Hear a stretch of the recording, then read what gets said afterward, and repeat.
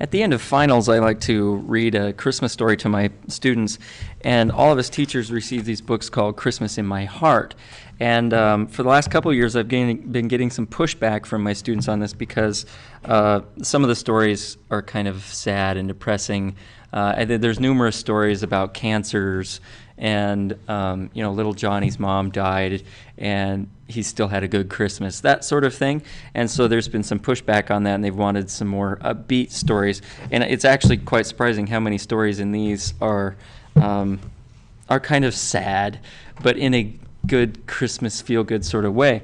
So what I've started doing is I still read the same stories, and if you see here, there's 2 columns for each story, and I've just started reading the first line of these columns all the way across, and that becomes my Christmas story, and it creates some actually quite hilarious combination of words. So I'm going to read you this year's Christmas story, and I actually haven't read this to anybody yet. So here we go. I never ceased to be amazed. Perfect picnic spot. He was confronted as a destitute man. World, clear-cut immortality. It was a bitter cold Bruce entered the room bouncing with high-pitched talk. They went running with Mr. Lifsky in elaborate old-fashioned dresses. Perhaps you better take a fire, Beanie piped up against the wall. Was too interested, and we dumped on Beacon Hill. We got to the money was not taken, and old pickle jars. Mary looked, her brow puckered, shaking his head from the prior nursing the beautiful baby. He glanced up, Mom. She counted her 2 boys' chilled hands. She was angry, bitter, and the doll, yes! The girl rambled her hand to her mouth, but the cancer, yes, thank you, creeping up from some unknown Kevin's face. If you loved a man, moon, if she wanted it, that I missed him on the other cheek. A spark came to any train tonight. She shivered a little, drinking in poor sailors at sea. Democratically, you give your friend bowls and tea, and your mother room seemed to darken. December snow found a piece of paper and a pencil, but never spent. A Christmas Eve breath, I heard a thin sleep in heavenly peace. John Farrell brought his wife a kind of symbol, you'll see, while fireplace and chimney, if that bleeping foreigner tries to run creaking saddles drifted in. Ever since John Farrell pushed up the bunch into trees, there's trouble, bad trouble, presents for my child. No, the carolers sang about the huge bonfire while shepherds watched their flocks unwrap and hold it high for the entire class.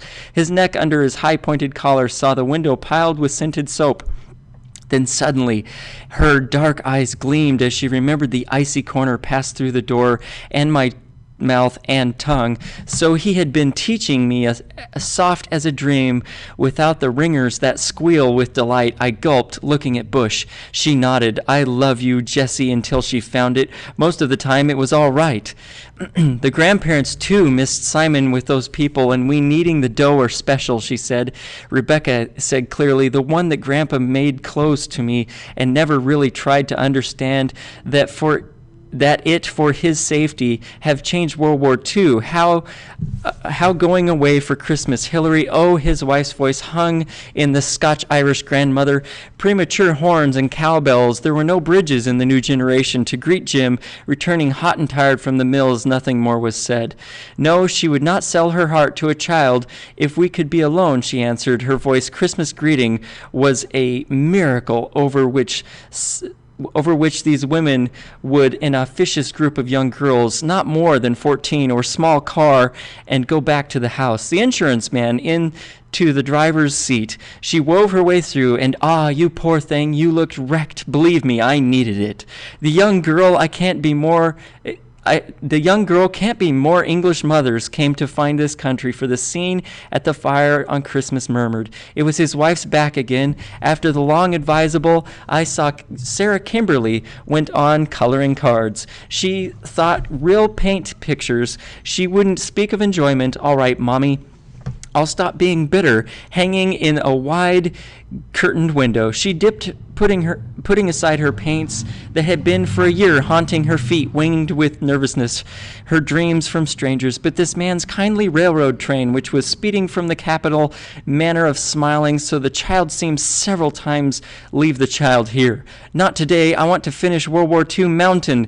Let his head hang so limply over his father's letter. For her that contained shone bright forth, radiant, out of the gate was unlocked, and she groped her holiday, and my son hasn't come home, left the child alone. With huge strides, he dashed the old man, past his coat sleeve over his eyes, nor the footsteps approached lightly over the child. With me, it would never have occurred to put him over a wave of fire. Was that not his old air of charm and reserved opulence, carved with bronze-bedecked mahogany doors at the top, affected by deceased monarchs, that the hallway's energy with which he improved them? But in my dear, she said, whose faith in her husband must we always be working, planning for them, and surely for us. He does that details. I feel very gratefully tonight, he said, at hats. It has been one of my principles always to use broken down with tuberculosis. The doctor says his Christmas check for $1,000 is another life.